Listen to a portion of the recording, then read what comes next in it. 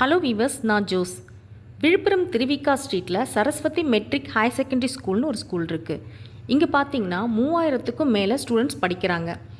மோகன்ராஜ் என்ற ஸ்டூடெண்ட் அங்கே +1 படிச்சுட்டு இருந்திருக்காரு. இந்த சரஸ்வதி மெட்ரிக் ஸ்கூலில் ஸ்பெஷல் கிளாஸ் வைக்கும்போது +1க்கு ஸ்பெஷல் கிளாஸ் வச்சுருக்காங்க. அந்த டைமில் மோகன்ராஜ் என்ற ஸ்டூடெண்ட் கிளாஸ்க்கு வந்திருக்காரு. கிளாஸ்க்கு வரும்போதே கொஞ்சம் டல்லாக தான் இருந்திருக்காரு. தன்னோட சீட்டில் உட்காரும்போது அந்த செகண்ட் இன்னொரு ஸ்டூடெண்ட் மோகன்ராஜ் கிட்ட வந்து பேசியிருக்காரு. அந்த நேரத்தில் மோகன்ராஜ் சடனாக மயங்கி கீழே விழுந்திருக்காரு. கிளாஸில் இருந்து எல்லா ஸ்டூடெண்ட்ஸும் உடனே ஓடி வந்து மோகன்ராஜை எழுப்பியிருக்காங்க. ஆனால் அவர் எழுந்திருக்கவே இல்லை.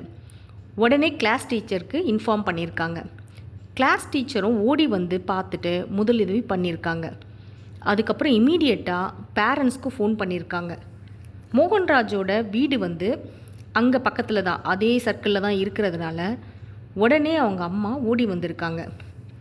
மோகன்ராஜ் தன்னோட பையன் வந்து மயங்கி விழுந்த அந்த நிலைமையில் இருக்கிறத பார்த்தோன்னையும் மற்றவங்க ஹெல்ப்போடு தூக்கி ஆட்டோவில் உட்கார வச்சு பக்கத்தில் இருக்க அஸ்வினி கிளினிக்கு கூட்டிகிட்டு போயிருக்காங்க. அங்கே மோகன்ராஜை செக் பண்ணி பார்த்த டாக்டர் அவருக்கு ஆக்சிஜன் லெவல் வந்து ரொம்ப லோவாக இருக்குது அப்படின்னு சொல்லியிருக்காங்க.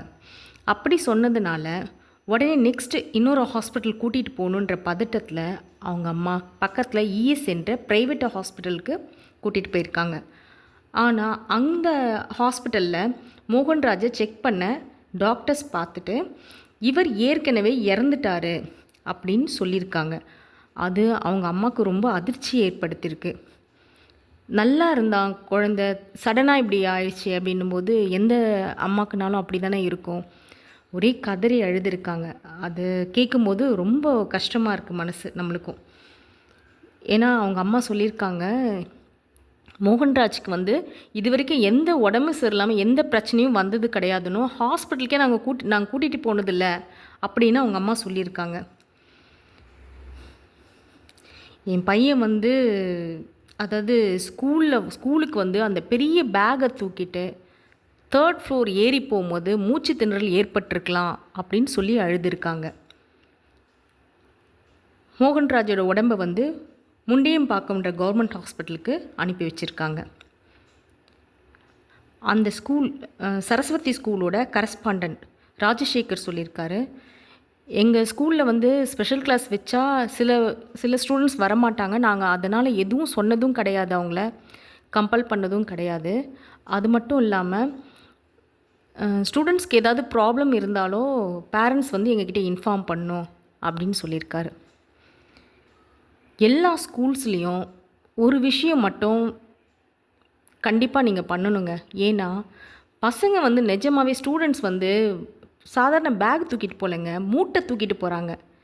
அது வந்து அந்த எல்லா ஸ்கூல்ஸையும் டீச்சர்ஸ்க்கும் தெரியும், எல்லாருக்கும் தெரியும், பேரண்ட்ஸ் எல்லாருமே பார்க்குறோம். நம்மளை கிராஸ் ஆகி ஸ்டூடெண்ட் போகும்போதே சின்ன சின்ன பிள்ளைங்க கூட பெரிய பெரிய பேக் மூட்டையை தான் தூக்கிட்டு போகிறாங்க.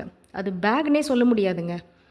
ஏன் ஸ்கூலில் அந்த குழந்தைங்களுக்கெல்லாம் ஒரு ரேக் மாதிரி கொடுக்கலாம் இல்லையா, கொடுத்து புக்ஸ் எல்லாம் அதில் வச்சுருங்க. ஏதாவது ஹோம்ஒர்க் கொடுத்தா மட்டும் ஹோம்ஒர்க் கொடுக்குற புக்கு, நோட்டு, நெக்ஸ்ட் டே வந்து படிச்சுட்டு வர சொல்கிறது, அதெல்லாம் மட்டும் அவங்க எடுத்துகிட்டு போயிட்டு நெக்ஸ்ட் டே எடுத்துகிட்டு வரலாம். அந்த மாதிரி ஏதாவது ஒரு பிளான் பண்ணால் பசங்க அவ்வளோ பெரிய பேக் மூட்டையை தூக்காமல் இருப்பாங்க அப்படின்னு எனக்கு தோணுதுங்க.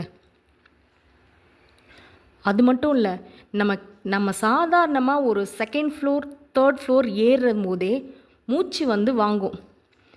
சின்ன சின்ன பசங்க வந்து அவ்வளோ பெரிய பேகை தூக்கிட்டு அந்த ஸ்டெப்ஸில் வந்து டைம் ஆகிடுமோ அப்படின்ற பதட்டத்தில் அதுங்க வேக வேகமாக போகும்போது 3rd ஃப்ளோர் வரைக்கும் ஏறும்போது கொஞ்சம் எப்படி இருக்கும்னு யோசிச்சு பாருங்களேன். கண்டிப்பாக மூச்சு வாங்குங்க. நம்ம கண்டினியூவாக பேசிகிட்டே இருக்கும்போதே, ஃபாஸ்ட்டாக பேசும்போதே ஒரு சென்டென்ஸ் முடிக்கிறதுக்குள்ள நம்மளுக்கு கொஞ்சம் ப்ரீத் அப்படி இதுவாகும். அப்படி 3rd ஃப்ளோர் வரைக்கும் ஏறும்போது மூச்சு திணறல் தான் ஏற்பட செய்யும். ப்ளீஸ் இந்த ஒரு மோகன்ராஜை மட்டும் இல்லைங்க, எவ்வளோ பேர் சமாளிச்சுக்கிறாங்க.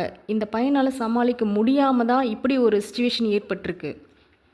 தயவு செஞ்சு இந்த விழுப்புரமில் இந்த நியூஸ் வந்து எல்லாருக்கும் தெரிஞ்சிருக்கும்.